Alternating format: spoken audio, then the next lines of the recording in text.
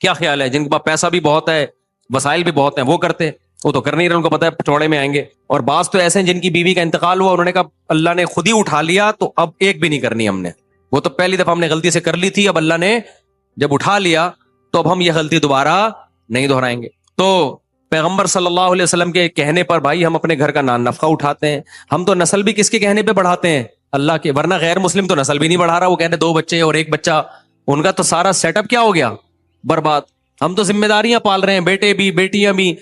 غیر مسلموں میں تو یہاں تک ہو گیا الٹرا ساؤنڈ کراتے ہیں، بیٹی ہے تو پہلے ہی مار دیتے ہیں ماں کے پیٹ میں. ہم مارتے ہیں؟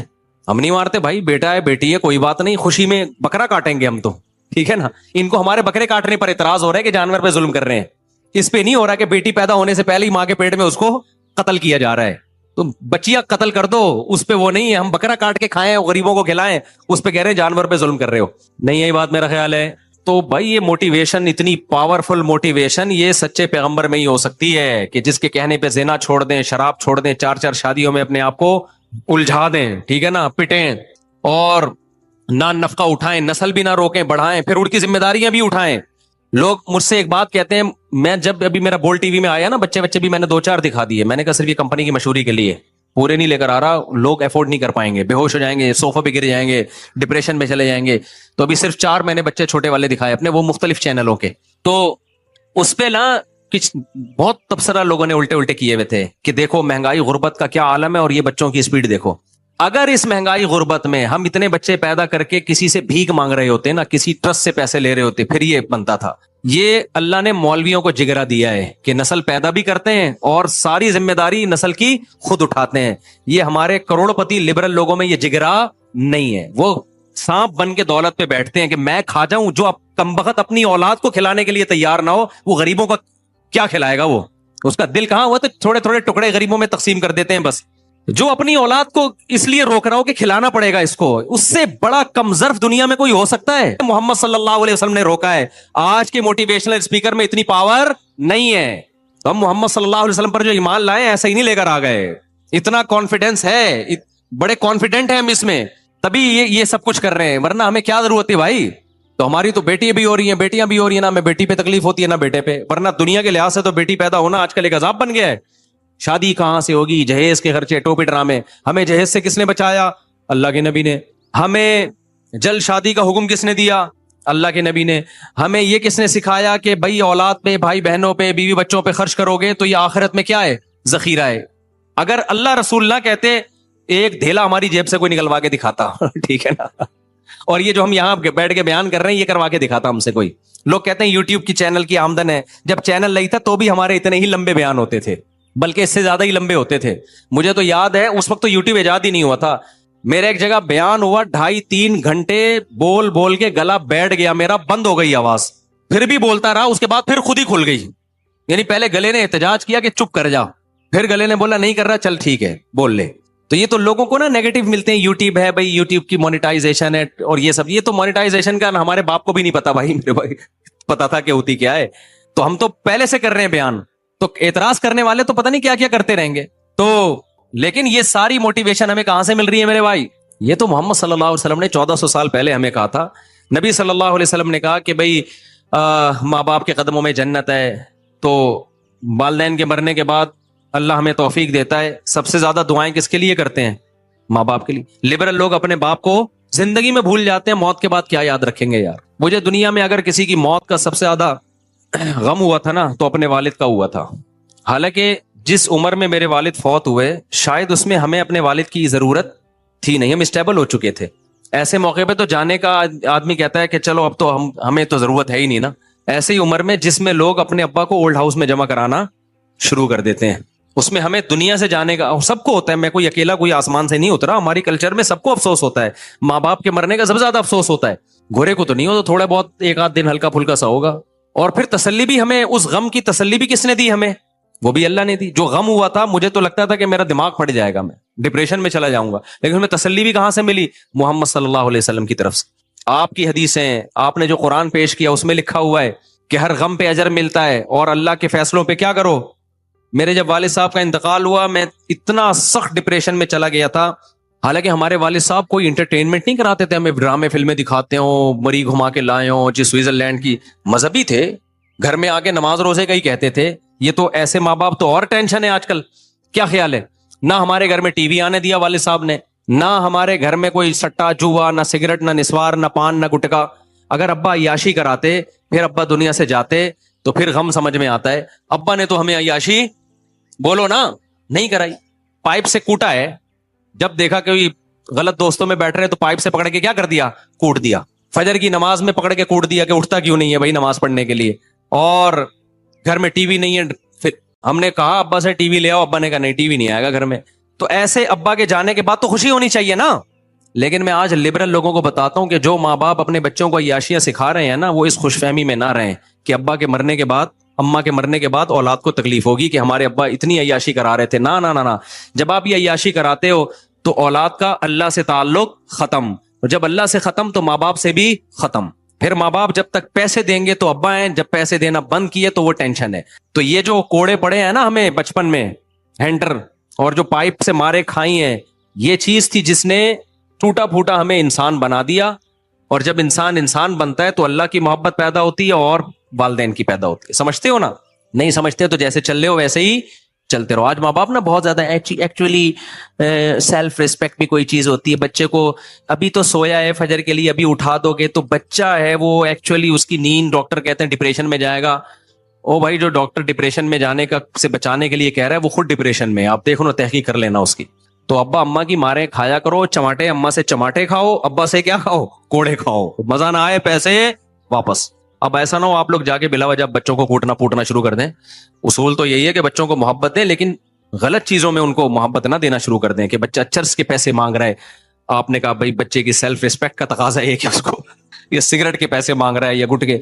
ٹین ایجز لڑکوں کو ماں باپ بائکیں خرید کے دے دیتے ہیں، وہ ویلیاں لگاتے پھر رہے ہیں. ابے یار تمہیں اللہ نے پیسہ دے دیا تو اپنے بچے کو اپنے ہاتھ سے، ابھی اس کو بائک کیوں خرید کے دے رہے ہو آپ؟ کیوں خرید کے دے رہے ہو آپ؟ یہ بائکوں میں ویلیاں لگا رہا ہے ڈیفینس میں جا کے، وہاں پھر لڑکیوں جب ویلیاں لگائے گا تو لڑکیاں لفٹ کراتی ہیں، پھر جب لڑکیاں لفٹ کرائیں گی تو سیٹی بازی اور پھر موبائلوں کے نمبر، یہ سب کچھ ہوتا ہے نا. تو ہاں آپ نگرانی کر رہے ہو بچے کی، دیکھ رہے ہو کیا کر رہا ہے، پھر ایک الگ بات ہے. تو بالکل ماں باپ نے آزاد چھوڑ دیا، اور ماں باپ اس خوش فہمی میں ہوتے ہیں کہ ہمارے بچے ہم سے محبت کریں گے. تو میرے بھائی بچے کی تربیت ہوگی تو محبت کرے گا، ورنہ محبت گئی تیل لینے، وہ بدتمیزی کرے گا آپ سے. جس دن اس کو فلم کے پیسے نہیں ملے، اب تو فلموں کے پیسے تو سب کچھ نیٹ پہ اتنا آ گیا ہے، جس دن اس کو آزادی نہیں ملی وہ مارے گا پکڑ گیا آپ کو، جیسے کہ ہو رہا ہے. پتہ نہیں کہاں سے کہاں بات چلے گی، میں کیا لے کے چلا تھا، بات کدھر نکل گئی. سوال کیا تھا یہ جس میں نے اتنی لمبی تقریر کی ہے؟ ہاں تو ایتھیسٹ. تو ہاں میں کہہ رہا تھا ہم ابا کو بھی یاد رکھتے ہیں، اماں کو بھی یاد رکھتے ہیں، کس کے کہنے پہ؟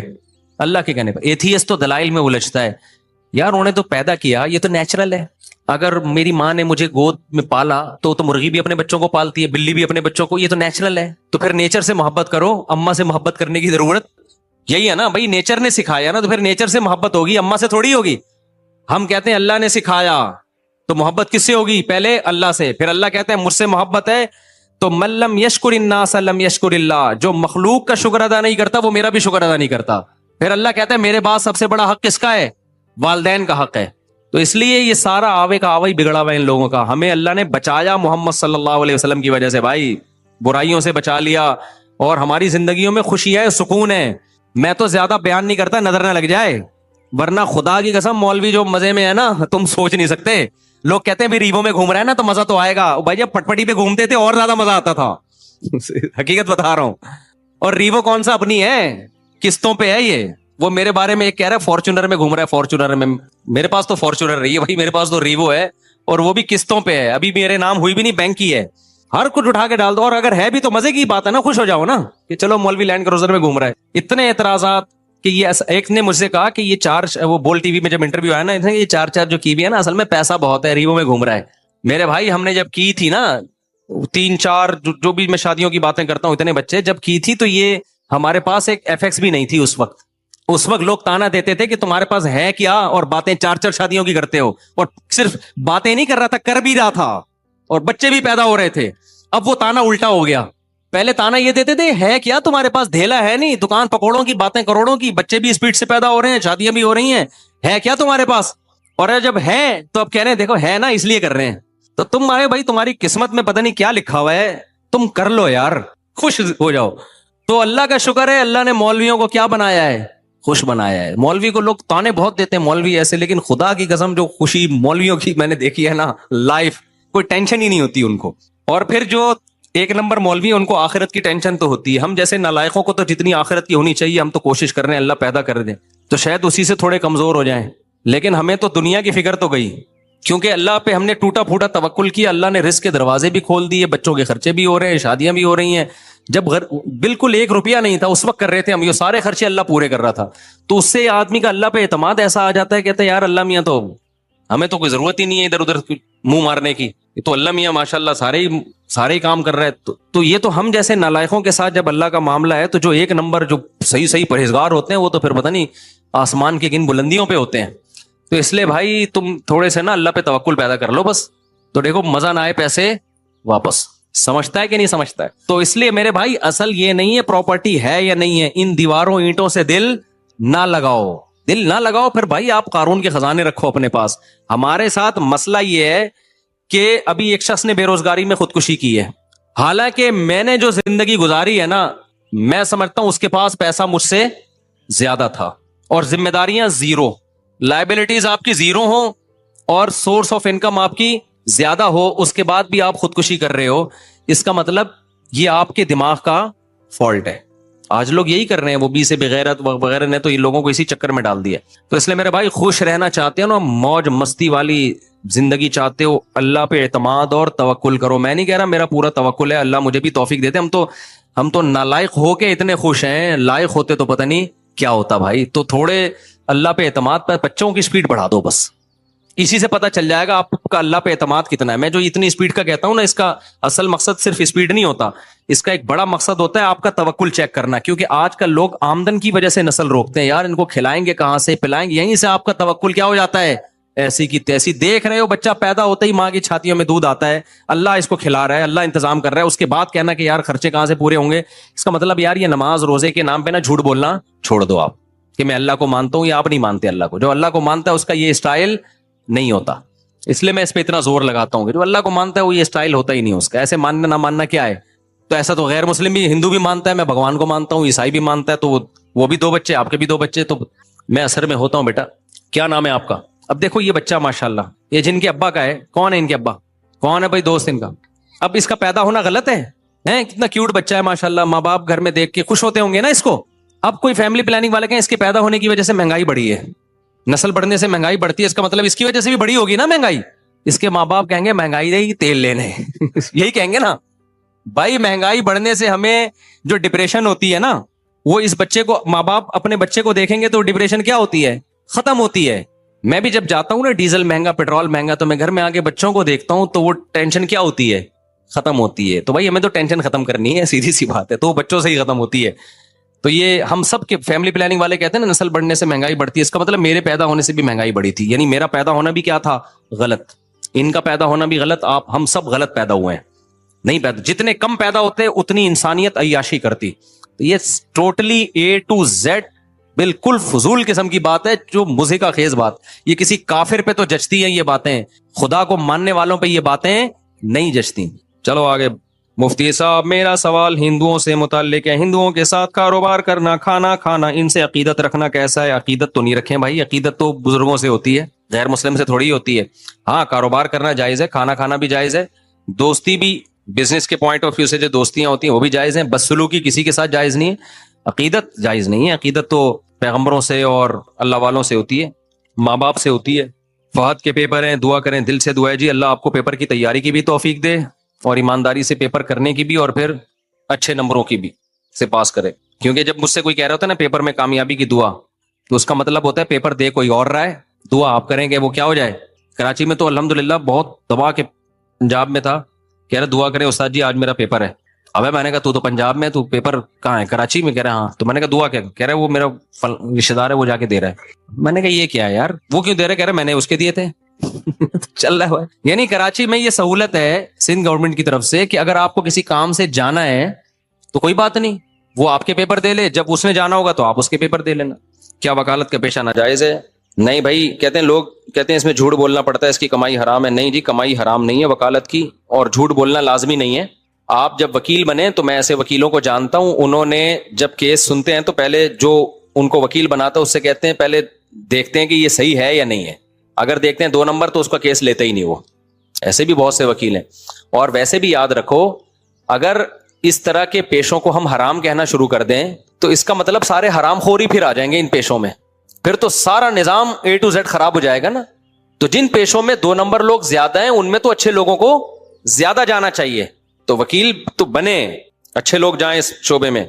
کوئی شخص قیامت کا انکار کرے یا قرآن کا یا پیغمبر کا تو یہ کافر ہے. جی ہاں, وہ بھی کافر نہیں ہے تو پھر کون ہے کافر بھائی؟ مفتی صاحب سگریٹ یا نسوار سے وضو ٹوٹتا ہے؟ نہیں, وضو نہیں ٹوٹتا, لیکن کلی کرنا ضروری ہے. مفتی صاحب میرے ایک ورکر, استغفر اللہ, تو بڑا حیا کے خلاف بھائی, یہ آج کل زنا کے بڑے کیسز آ رہے ہیں یار. یہ بچہ ولد الزنا ہے, اگر بعد میں عورت شادی بھی کر لیتی ہے نا, یہ کسی نے پوچھا, میں پورا مسئلہ نہیں پڑھ کے سنا رہا, اس سے برائی اور پھیلتی ہے.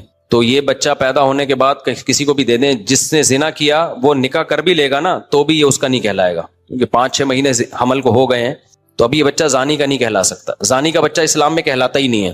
تو اب یہ بچہ چونکہ شادی کے بعد 6 مہینے سے پہلے پیدا ہو رہا ہے تو اب یہ ولد الزنا ہی کہلائے گا. چاہے وہ زانی اس عورت سے نکاح بھی کر لے تو بھی رکھ نہیں سکتا, یعنی اس کو اپنی طرف منسوب نہیں کر سکتا, نہ اس میں وراثت میں حصہ ہے. وہ ماں اس بچے کو پالے, خود پالے یا کہیں عیدی سینٹر میں دے دے. باقی یہ کہ بچے کو ذلیل کرنا جائز نہیں ہے, اس کے لیے اچھے سے اچھا سوچے, ایسے ادارے میں دے جہاں اس کی صحیح پرورش ہو. بہتر تو یہ کہ خود پالے اس بچے کو, باپ کی طرف نسبت نہیں ہے, ماں کی طرف تو نسبت ہے نا اس کی, تو خود ہی پالے اس بچے کی, تربیت کرے.